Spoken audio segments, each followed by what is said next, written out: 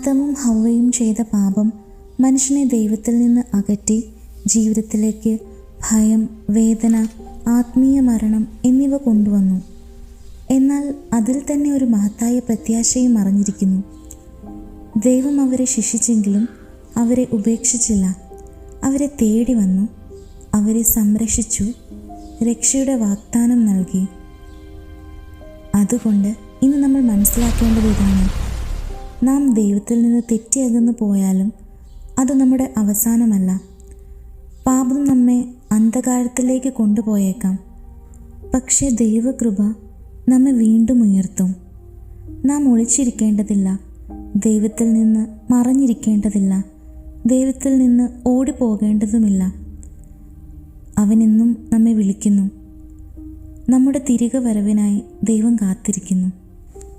അവൻ്റെ മാർവോട് ചേരുവാൻ നിങ്ങൾ തയ്യാറാണോ?